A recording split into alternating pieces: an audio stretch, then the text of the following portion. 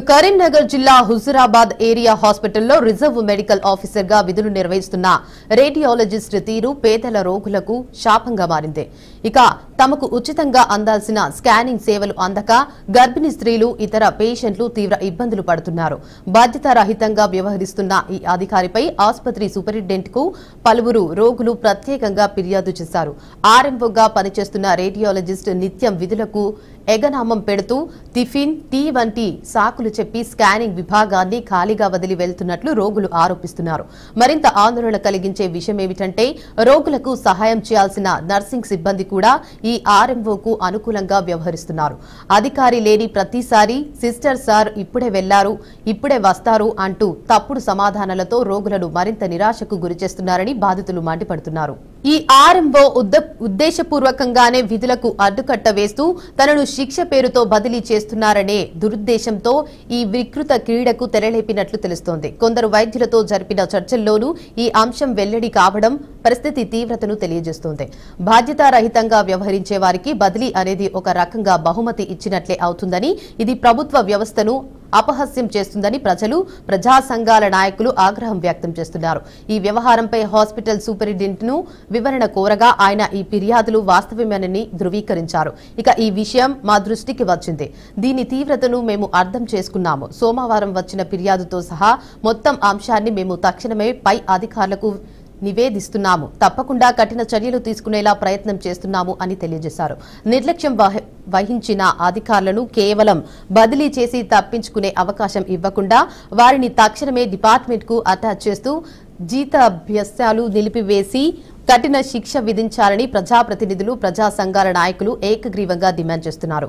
ప్రభుత్వ వైద్య సేవలను అడ్డుకుంటున్న ఇలాంటి బాధ్యతారహిత అధికారులపై ఉక్కుపాదం మోపాల్సిన అవసరం ఎంతైనా ఉందని వారు హెచ్చరించారు. ఇక ఇదే అంశంపై మరింత సమాచారాన్ని మా ప్రతినిధి రవీందర్ అందిస్తారు. చెప్పండి రవీందర్, అప్డేట్స్ ఏంటి? దేవిక, ఏదైతే హుజరాబాద్ ఏరియా హాస్పిటల్ జరుగుతున్నటువంటి తతంగం అయితే అక్కడ ఉన్న పేషెంట్ అయితే స్వయంగానే వాళ్ళ యొక్క ఆవేదనను వెలిపిస్తున్నారు. ఎంతో గ్రామాల నుండి ప్రభుత్వ హాస్పిటల్లో ఎందుకు రావడం అంటే ప్రైవేట్ హాస్పిటల్ కి వెళ్లి డబ్బులు ఖర్చు చేయలేని పరిస్థితుల్లో డబ్బులు పెట్టుకొని ఆ ట్రీట్మెంట్ చేసుకోలేని పరిస్థితుల్లో ప్రభుత్వ హాస్పిటల్కి రావడం జరుగుతుంది. అందులో భాగంగా డాక్టర్ రాసినటువంటి ప్రిస్క్రిప్షన్ పైన రేడియేటర్ దగ్గర కానీ టెస్టులు కావచ్చు, ల్యాబ్లు కావచ్చు, ఇక్కడ అన్ని రకాలైనటువంటి ల్యాబులు ప్రభుత్వ హాస్పిటల్లో అన్ని సమకూర్చి ప్రభుత్వం అయితే ఏర్పాటు చేసింది. అయితే అందులో పనిచేసే సిబ్బంది అయితే వాళ్ళ ఏంటంటే వాళ్ళ సంప్రదాయాల కోసం అక్కడ సరి అయినటువంటి పని చేయకుండా వేరే డాక్టర్లు కానీ వేరే హాస్పిటల్లో, ప్రైవేట్ హాస్పిటల్లో పనిచేస్తూ ఇక్కడికి రాకుండా ప్రభుత్వ హాస్పిటల్కి వచ్చేటువంటి పేషెంట్లను పూర్తిగా నిర్లక్ష్యం చేస్తూ వాళ్ళ ట్రీట్మెంట్ ఇవ్వకుండా లైన్లో రావండి అని టైంలో ఉన్నప్పటికీ కూడా రేడియేషన్ లో ఉంటే ఎక్స్రేలు ఇస్తారు, ఈసీజీ ఇస్తారు, స్కానింగ్ ఇస్తారు.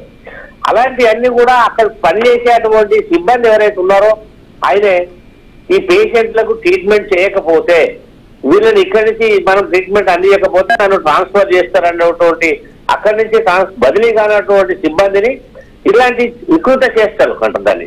ఎందుకంటే ట్రీట్మెంట్ ఇవ్వకుండా ఛాయ్కి పోతున్నా, నేను టిఫిన్కి వెళ్తున్నా, మీరు చూసుకోండి అని చెప్పేసి ఆయన కింది స్థాయి సిబ్బంది అంటే సిస్టర్స్ కావచ్చు, వార్డ్ బాయ్స్ కావచ్చు, తర్వాత అక్కడ సింగర్స్ ఉండే వాళ్ళందరినీ కూడా చేయకుండా సార్ ఇప్పుడే బయటికి వెళ్ళాడంటూ వాళ్ళు కాలయాపన చేస్తూ ట్రీట్మెంట్ జరగకుండా అది ఒకటి వేస్తాంతం జరుగుతుంది.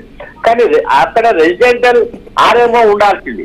ఆ ఆర్ఎంఓ కూడా పట్టించుకోకుండా, ఆ ఇన్స్పెక్షన్ చేయకుండా వివిధ గ్రామాల నుంచి వచ్చేటువంటి పేషెంట్లు ఉన్నారో ఇబ్బందికర పరిస్థితుల్లో వస్తారు. ఈ రిపోర్టు చూసే ఆ డాక్టరు మెడిసిన్ రాస్తాడు. అయితే ఈ రిపోర్టు అనేది ఈయన ఇతర తీయడు, ఈసీజీ తీయడు, స్కానింగ్ తీయడు. ఇది ఇక్కడే ఈ రోజంతా గడిచిపోతూ ఆ ఎవరైతే పేషెంట్ ఉన్నారో వాళ్ళు మళ్ళీ ఊరికి వెళ్ళి మళ్ళీ రావడం ఇబ్బంది అని చెప్పేసి అని దాదాపుగా అక్కడ ఉన్న చుట్టాలకు బంధుమిత్రులు ఇట్లా గత 10 రోజుల నుంచి నడుస్తున్నటువంటి తప్పు.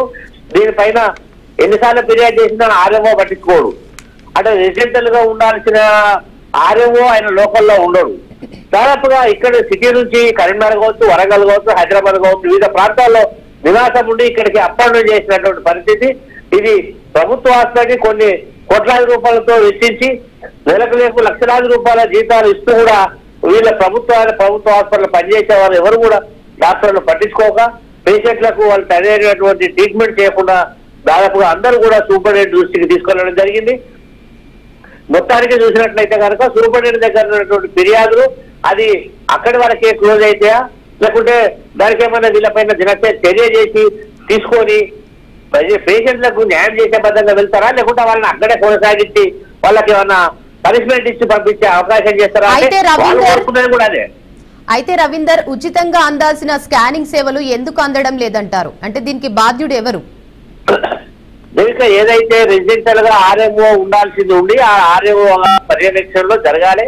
ఒకవేళ రేడియేటర్ మళ్ళీ పనిచేసే టెక్నీషియన్లు ఇన్ టైంలో కనుక అక్కడ రాకుండా వాళ్ళు ఆల్రెడీ 8 గంటల కల్లా వాళ్ళు సబ్బు పెట్టాలి.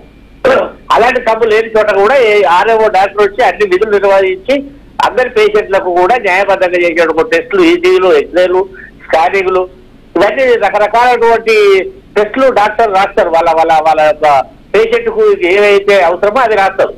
అయితే ఈ టెక్నీషియన్ ఏంటైనా అక్కడ అందుబాటులో లేకపోవడం, ఆయన ఎప్పటికో 8 గంటల డ్యూటీ అయితే 10 గంటలకు 10 గంటలకు రావడం, ఆయన కింద పనిచేసేటువంటి సిబ్బంది సార్ ఇప్పుడే రాకపోయినప్పటికీ కూడా ఆయన పక్షాన ఇది అబద్ధాలు ఆడడం, అంటే ఇప్పుడే ఛాయకి పోయిందని చెప్పడం, ఇప్పుడే టీకి వెళ్ళాడు, టిఫిన్కి వెళ్ళాడు అని ఒక మాటలు అభూత కల్పన మాటలు చెప్పి పేషెంట్ను ఇబ్బంది గురి చేస్తున్నారు. అట్లాంటి వ్యక్తి పైన, ఆ టెక్నీషియన్ అట్లాంటి వ్యక్తి పైన ఆర్ఎంఓ ఉండడం లోపల ఈ టెక్నీషియన్ ఉండడు. ఇక ఇది భరించలేని పరిస్థితిలో కొంతమంది అక్కడ లోకల్ లీడర్లకు చెప్పడం, తర్వాత పేషెంట్ అంతా కలిసి సూపరింటెండెంట్ ఫిర్యాదు చేయడం జరిగింది. ఆ ఫిర్యాదు పైన వీళ్ళు ఏ మీద చర్య తీసుకుంటారు, ఏ మేరకు వీళ్ళు వచ్చేటువంటి పేషెంట్లకు న్యాయం చేస్తారనేది కూడా మనం చూడాలి. అదే అయితే శిక్ష పేరుతో బదిలీ జరగాలని ఉద్దేశపూర్వకంగా విధులకు అడ్డుపడుతున్నారని వచ్చిన ఆరోపణలపై జిల్లా వైద్యాధికారులు స్పందిస్తారంటారా? ఎందుకంటే పేషెంట్లు ఎక్కడ వివిధ గ్రామాల నుంచి ప్రైవేట్ హాస్పిటల్కి వెళ్ళలేని పరిస్థితుల్లోనే ప్రభుత్వ హాస్పిటల్లో ట్రీట్మెంట్ కానీ అన్ని కానీ వస్తుంది అనేది ఒక సైడ్ ప్రచారం చేస్తూనే ఉన్నారు. ఎవరైనా కూడా ప్రైవేట్ హాస్పిటల్కి వెళ్ళకండి, ప్రభుత్వ హాస్పిటల్కి పోయి వాళ్ళ అక్కడ ట్రీట్మెంట్ తీసుకోండి, మీ డబ్బులు వృధా చేసుకోకుండా కూడా ప్రభుత్వ అధికారం ఒక పక్క ప్రచారం చేస్తున్నప్పటికీ కూడా ఇక్కడ ఉద్యోగం వచ్చిన తర్వాత ఏదైతే రేడియేషన్ కానీ ఆ టెక్నీషియన్స్ కానీ వీళ్ళంతా కూడా ఉద్దేశపూర్వకంగానే మమ్మల్ని బదిలీ కావాలనే ఒక కాన్సెప్ట్ పెట్టుకొని విధులకు సరిగా రాకుండా, వచ్చిన పేషెంట్లకు ట్రీట్మెంట్ చేయకుండా, ఏదైతే టెక్నీషియన్ పరంగా టెస్టులు కానీ చేయకుండా వీళ్ళను ఏదైతే చేయకుండా ఇబ్బంది పెడితే మా పైన కంప్లైంట్ చేస్తారు. ఆ సూపరింటెండెంట్ మమ్మల్ని ఎక్కడికైనా డిప్యుటేషన్ చేస్తాడు, లేదంటే ట్రాన్స్ఫర్ అయినా చేస్తారు అనేటువంటి ఒక సర్దుతోని వీళ్ళు ఈ కుట్రపూరితంగానే ట్రీట్మెంట్ చేయకుండా ప్రభుత్వ విధులను దుర్వినియోగం చేస్తూ ఆ పేషెంట్లను ఇబ్బందుల పాలు చేస్తున్నారు. కాబట్టి వీళ్ళని పూర్తిగా సస్పెండ్ చేయించాలి, వీళ్ళని విధుల నుంచి తొలగించాలనేది మాత్రం సూపరింటెండెంట్ అయితే కంప్లైంట్ చేయడం జరిగింది. అయితే రవీందర్, ప్రభుత్వ వైద్య సేవలకు ఆటంకం కలిగించే అధికారులను అంటే కేవలం బదిలీ చేయడం సరిపోతుందా, లేదా కఠిన శిక్షలు అవసరం అంటారా? దేవిక, ఏదైతే అక్కడ వాళ్ళు కోరుకున్నది ఏంటిదంటే వీళ్ళ కుట్రపూరితమైన చేసేటువంటి విధుల నుంచి సస్పెండ్ చేయాలి, వీళ్ళను విధుల నుంచి పనిష్మెంట్ ఇచ్చి వాళ్ళు అనుకున్న చోట ఇంకొకటికి పంపడమో ఇంకొకటికి బదిలీ చేయడం అనేది జరగకూడదు.